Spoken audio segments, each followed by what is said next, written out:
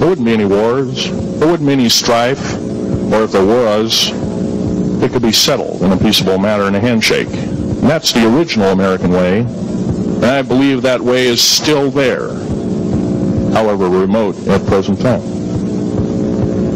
Now, I'm going to sum up this talk and mention an overview of the alien agenda. The alien agenda is really decimate the planet to take the remaining human subjects as slaves, and the aliens would use this planet for their own means. Number one, this cannot be allowed to happen. The world takeover plans of the New World Order, a direct carbon copy blueprint from Adolf Hitler's routine of 1933 to 1938, must not be allowed to happen. That includes the name, the New World Order. That was purposely used, folks, because most of us have been lazy. We have not read our history, and I'm talking to you because I'm one of them.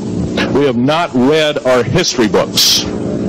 Things have been omitted. Throw out basically what you've learned. I'm not asking you to believe me. I'm asking you to re-educate each one of yourselves and ask the unexpected of your public officials, of the people around you, your teachers. I'm not asking you to question authority. I'm asking you to question the teachers of this authority. Is this right? Is this law correct? If a law, one of the best statements to ever come out of the mouth of any human being, believe it or not, was, I think, by an incredible black man named Jesse, not Jesse Jackson, it was Martin Luther King, excuse me, said, an injustice anywhere is a threat to justice everywhere. That should be a motto that we live by. Not so much for the man who said the motto, but I'm sure George Washington said something similar. He said, an uninformed populace is a populace in slavery.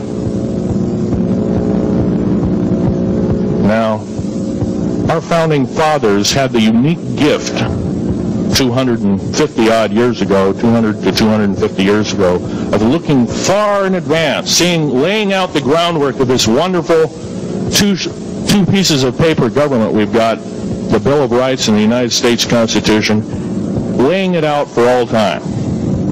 It is the best government probably since time immemorial, maybe the best ever. If we are to, by the way, every freedom that we have must be fought for continuously. You don't need to pick up a gun to fight for something. You need to pick up your mouth.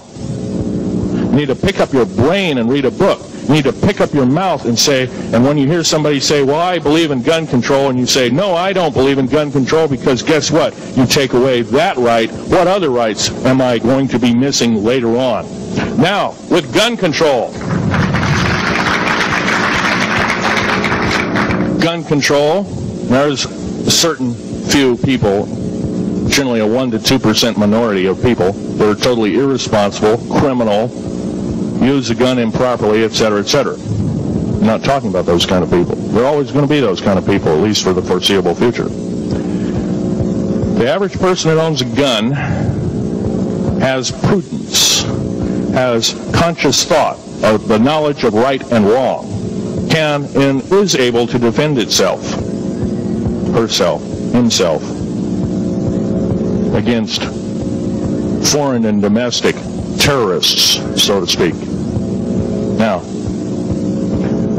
gun control is an attack on your rights. If it is allowed to fully comply and go through, all of your freedoms will be removed within a 10-year period after the last element of gun control. So the attack of any right, or the removal of any existing right, is an attack and affront on every one of us in this room, and should not be tolerated. That's that part of the talk. The overview is about underground mountain bases. All of them should be made public. In future talks, I'll be giving latitudes and longitudes of every single one of these bases. I've already written a manuscript at the publisher as we speak. It's a dynamite book. It lists all the secretive agendas that our government has us believing in right now, and why it's so much BS. Why the New World Order is so good for us. Ha ha.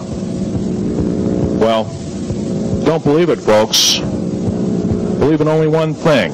Love thy neighbor as thyself, and ask continually questions about our constitutional freedoms, and defend them if necessary. And most of us will have to probably defend them. I hope this doesn't happen. Now, I'm winding up this talk as best as I can without my notes at hand, but I'll be having artifacts up here. You're capable of looking at them. I ask you not to handle them. I want all the artifacts back on the table. And don't handle the photograph here, original photograph of the flying saucer in 1946. Now I'll take a certain few questions. I know there's going to be quite a few of them. Yes, this gentleman here in this row. I've heard of Project HARP. I don't really know that much. It's designed to electrify the ionosphere, and they will be able to map all the underground bases. There was a crash of a Air Force plane up in Alaska last week, and AWAC plane.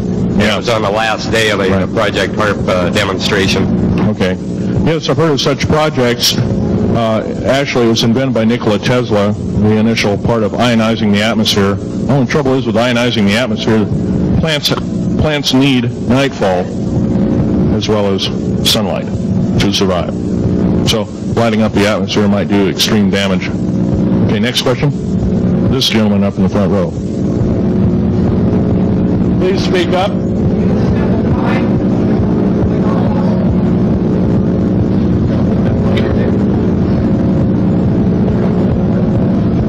Thank you for taking the question. My question I'd like to ask is this. If the aliens have a 1,200 IQ, can speak all these languages, and are so powerful, what prevents them from just taking over? Well, it's a good question. Basically, they have taken over. All that's left is a bunch of screaming. A bunch of us that have been very complacent. Half of the 131 deep underground military bases are basic cities for them. Right underneath our feet is a macabre sight indeed. You can bet your bottom dollar they've already basically won the war. However, they're being an alien species. We are an alien species to them, and our germs have a tendency to kill them. They're also a dying race, and they're in far worse condition than anybody with the worst case of terminal cancer. They are in need of us to some degree.